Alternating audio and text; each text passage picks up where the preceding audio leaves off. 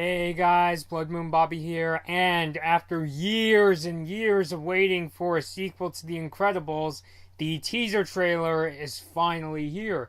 So, The Incredibles, I don't know if I consider. Nah, I honestly wouldn't consider it one of my favorite Pixar movies. It's a good movie, no doubt. I probably first saw it when I was a little too young.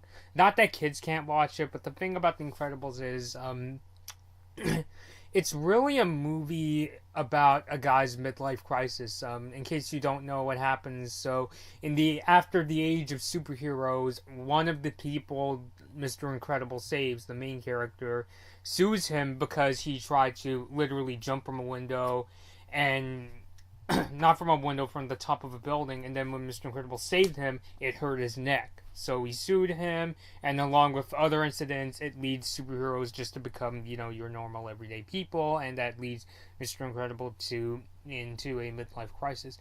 Until the second act, the first act of the movie is a little kind of, slow paced. There's, scenes like his kids messing around at the dinner table, but we don't really get much action until the second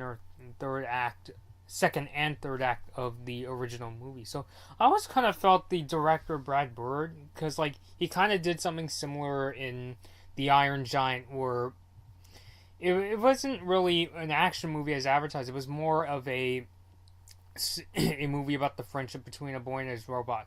Now, to be clear, I would like these kind of movies. It's just, I feel like this kind of approach works better more for adults than for kids, because, growing up now, I'm more into these kind of movies. And same with Ratatouille. It's more of a movie where you're watching this rat who loves to cook, and, he's helping out this human. So, I guess the way to put it, I don't know if I'd say if Brad Bird's work tends to be more atmospheric or something like that, but it's definitely a bit more easygoing and slower paced than I think most kids would expect. His movies are definitely not bad. They're pretty good. I think he deserves the legion of fans he gets.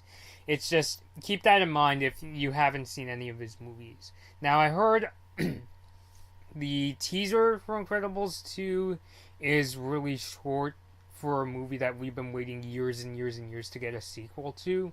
And yeah, I could definitely see why people say of all of Pixar's franchises, this is the one that deserves a sequel. It makes, especially since I heard that the Incredibles 2 is going to pick up right where the first movie left off, where they take on the Underminer, this guy who has this gigantic ass drill, so be interesting.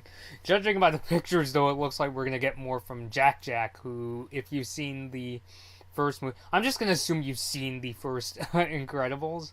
He has that freak at the end. He turns into a demon. He turns metallic. He catches fire. So it'll be interesting to see what they do with his powers. So, without further ado, let's check it out.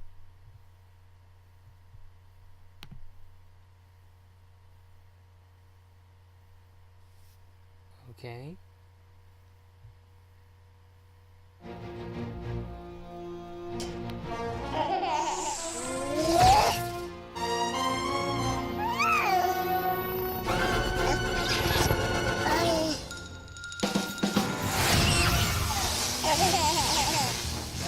Is this the whole trailer?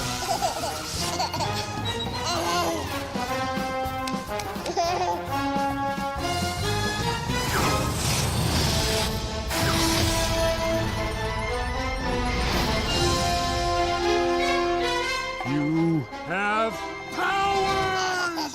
Yeah, You just baby! realized that, Mr. Incredible?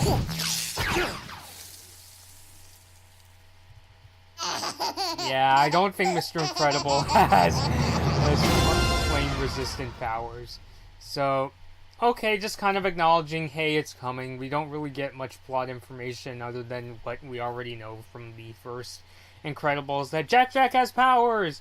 I swear, if they put that scene in the movie where Mr. Incredible's like, you have powers, I'm just like, you didn't pay attention at the end of your last movie? And I have really shitty, reading comprehension.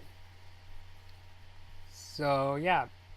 I should also point out, This is kind of interesting. I don't mind this too much since they're picking up right where the first movie left. But that this time it's going to be Elastigirl's movie. Holly Hunter, by the way, I don't know if you'll ever see this video. You were great in Steven Spielberg's Always. That is such an underrated film. See, I think that the voice of the kids, they changed obviously because they got older.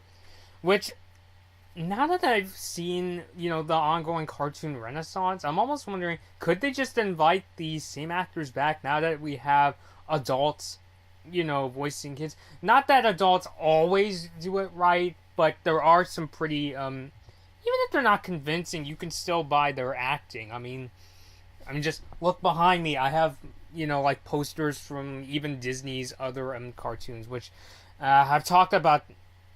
Not so much Gravity Falls, but I talked about the other cartoon, the one with the boy and the girl with the hat. I've talked about that show way too much on this YouTube channel, but I don't know. Let's see, and Frozone is back. Heck, and yeah. So that's about it. I mean, I know some people are gonna walk away from this trailer. I'm underwhelmed.